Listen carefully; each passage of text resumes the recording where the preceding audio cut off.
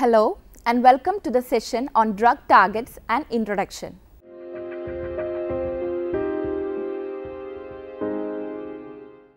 Now we can discuss on drugs and doses. Drugs may be defined as chemicals that alter physiological or biochemical processes in the body in a manner that makes them useful in the treatment, prevention or cure of diseases. Based on this definition, any useful drug must affect the body physiology or biochemistry and by extension must, if used inappropriately, possess the ability to do harm. Drug action begins with the administration of the drug or input and concludes with a biological response, which is the output, which can be beneficial or have adverse effect. The inputs, that means the dose, frequency of administration, route of administration, must be selected carefully to optimize the onset, intensity and duration of the therapeutic effects for a particular disease condition. At the same time, the inputs selected must minimize any harmful effects of drugs. The design of optimum dosing regimens requires a complete understanding of the processes and the steps that translate the input into output. It also requires an understanding of how the input-output relationship may be influenced by individual patient characteristics that may exist at the very beginning of the therapy as well as conditions that may arise during the course of drug therapy. These will include the age and weight of the patient, the presence of other diseases, genetic factors, concurrent medications and changes in the disease being treated over time. The step between drug input and the emergence of the response can be broken down into two phases, pharmacokinetic and pharmacodynamics. The pharmacokinetic phase encompasses all the events between the administration of a dose and the achievement of drug concentrations throughout the body. The pharmacodynamic phase encompasses all the events between the arrival of the drug at its site of action and the onset, magnitude and duration of the biological response. The rational design of optimum dosing regimens must be based on a thorough understanding of the two phases. Optimum drug administration is important not only for ensuring good patient outcomes in clinical practice, but also in the design of clinical trials during drug development. The application of the pharmacokinetic and pharmacodynamic principles to this process has been shown to enhance the selection of optimum doses and optimum design of phase 2 clinical trials. Pharmacodynamics. Pharmaco, the word, comes from the Greek word for drug pharmakon and dynamics meaning of or relating to variation of intensity. Pharmacodynamics or PD is the study of the magnitude of drug response. In particular, it is the study of the onset, intensity and duration of drug response and how these are related to the concentration of a drug at its site of action. Drug effects at the site of action. Interaction of a drug with its receptor. The effect of response is initiated by an interaction between a chemical substance and a special binding site on a macromolecule in the tissue. This macromolecule is known as the biological target. The term biological target is frequently used in pharmaceutical research to describe the native protein in the body whose activity is modified by a drug resulting in a specific effect which may be a desirable therapeutic effect or an unwanted adverse effect. If in a context of a drug binds, the biological target is often referred to as a drug receptor or target. Drugs acting on receptors bind to a specific region of the receptor molecule called receptor site or better recognition site. In fact, this is the region that has a high and selective affinity for the drug and therefore can bind the drug with a chemical bond. The drug receptor interaction results in an conformational change in the receptor which results in the generation of a stimulus which is ultimately leads to a biochemical or physiological response. Mechanism of drug action. Drugs may act on the cell membrane inside or outside the cell to produce their effect. Drugs may act by one or more complex mechanisms of action. Some of them are yet to be understood. but the fundamental mechanism of drug action may be through receptors, enzymes and pumps, ion channels, physical action, chemical interaction, or by altering metabolic processes. The interaction between the chemical substance and the target may be non-covalent, which is a relatively weak interaction between the stimulus and the target where no chemical bond is formed between the two interacting partners, and hence the interaction is completely reversible. The next is reversible covalent, which is a chemical reaction occurs between the stimulus and target in which the stimulus becomes chemically bonded to the target, but the reverse reaction also readily occurs in which the bond can be broken. In general, drugs binding to the receptors in a reversible way, and therefore the chemical bond between the drug and receptor must be weak. A covalent bond is the strongest chemical bond, which is more than 50 kilocalorie per mole and is rare in pharmacology. Nevertheless, some drugs can bind covalently, and this often results in an irreversible action. For example, the covalent bond between some anti-cancer drugs and the DNA, between phenoxybenzamine and alpha receptors, between organophosphates and cholinesterase. The next is irreversible covalent. The stimulus is permanently bound to the target through irreversible chemical bond formation. The drug receptor interaction involves chemical bonding, which is usually reversible in nature and can be expressed using the law of mass action. Thus, at the site of action, the drug binds to its receptor and equilibrium is established between the bound and the unbound drug. As the drug is eliminated from the body and removed from its site of action, it dissociates from the receptor, which is left unchanged, and the response dissipates. In contrast, a few drugs form irreversible covalent bonds with their receptors. For example, aspirin inhibits platelet aggregation by inhibiting the formation of thromboxane in the platelets. It accomplishes this by binding covalently to and blocking the catalytic activity of cyclooxygenase, the enzyme that produces thromboxane. The effect of a single dose of aspirin will persist long after the drug has been removed from its site of action and will continue until new cyclooxygenase molecules are synthesized, which can then resume the production of thromboxane. Other examples of drugs that bind irreversibly to their receptors include the alkylating agents mentioned above and proton pump inhibitors such as omeprazole, which block the secretion of gastric acid by binding irreversibly to the H+, K+ ATPase pumps of parietal cells.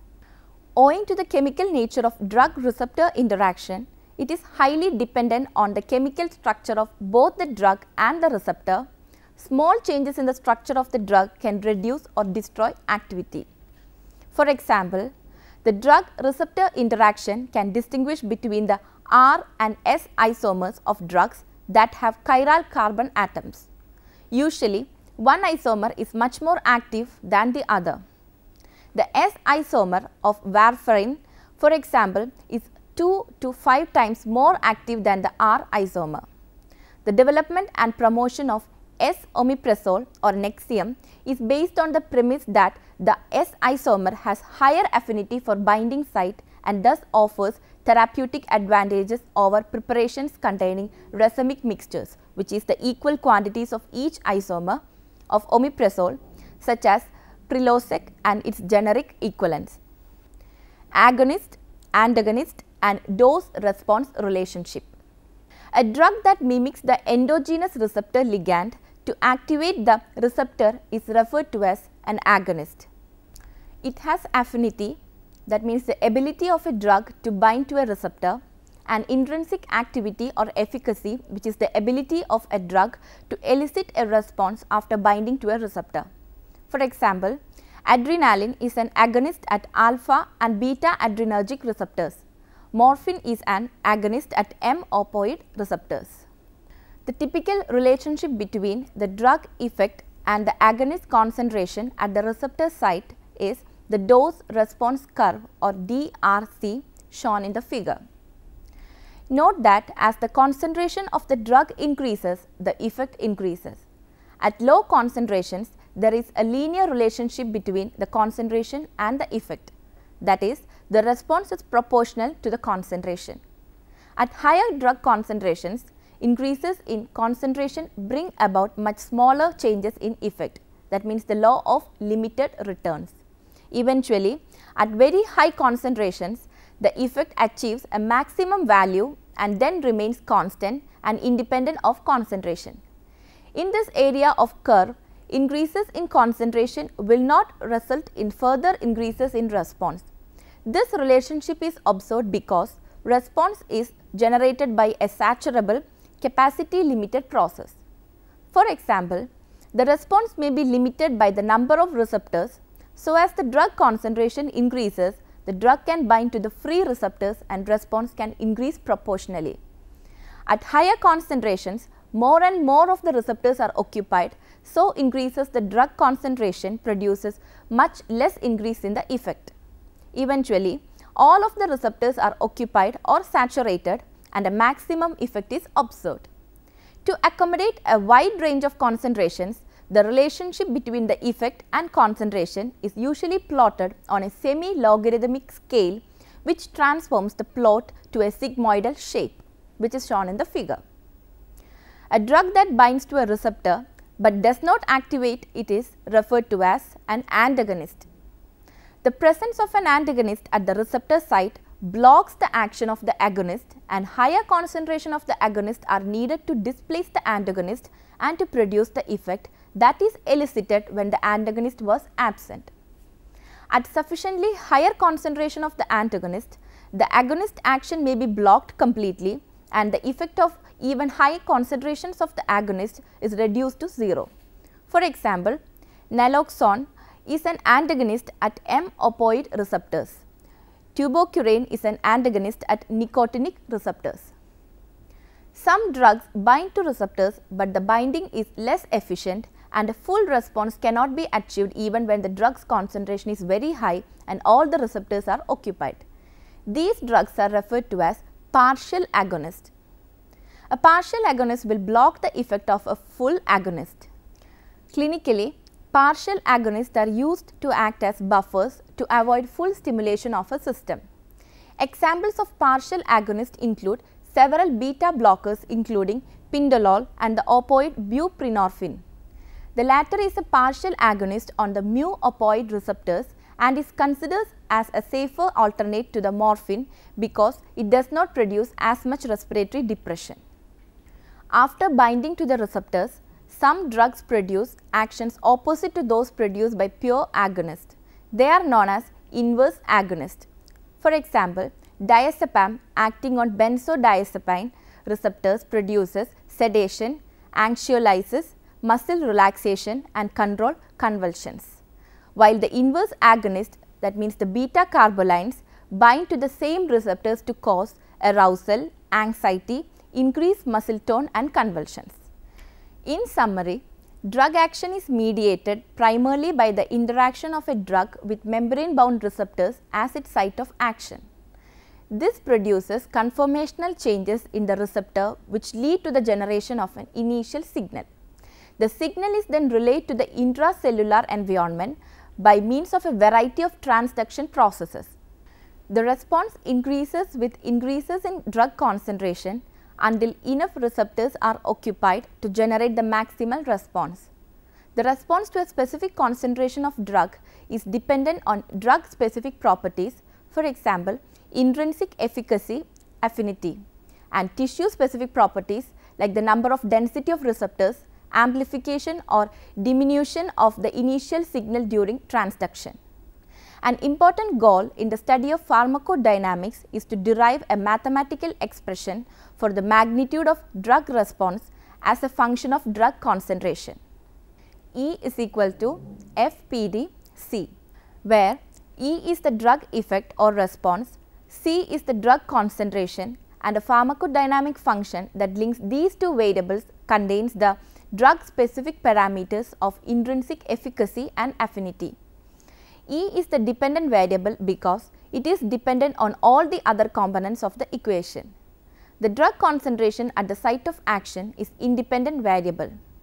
This expression would allow the effect to be estimated at any drug concentration and would allow the required concentrations for optimum response to be identified.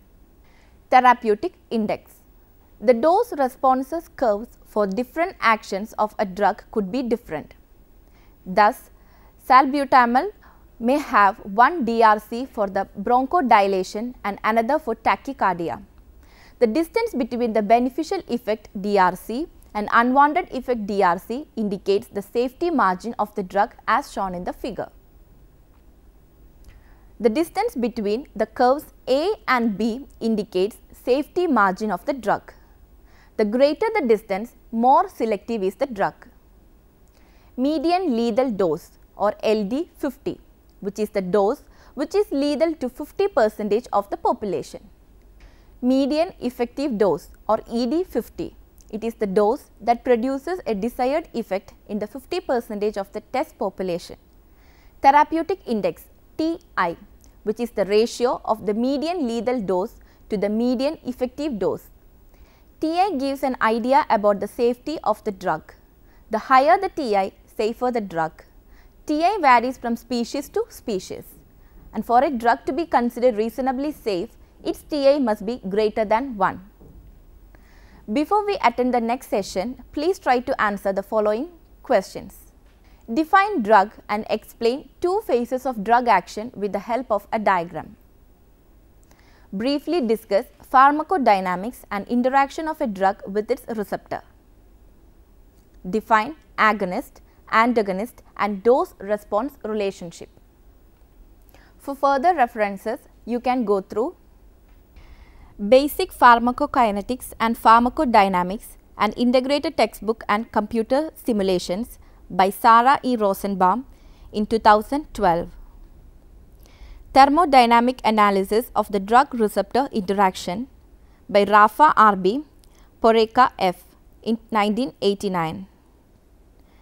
Intermolecular Forces and Energies Between Ligands and Receptors by Moy V.T., Florin E.L., Gaub H.E. in 1994. Chapter 2, How Drugs Act, General Principles, Rank and Dale's Pharmacology by Rank H.P., Dale M.M., Ritter J.M., Flower R.J. and Henderson G. in 2012. Gilman's The Pharmacological Basis of Therapeutics by Goodman L.S., Gilman A., Hardman J.G., Gilman A.G., Limbard L.E. and Goodman in 1996. Hope the session was useful to you. See you next time. Until then, bye.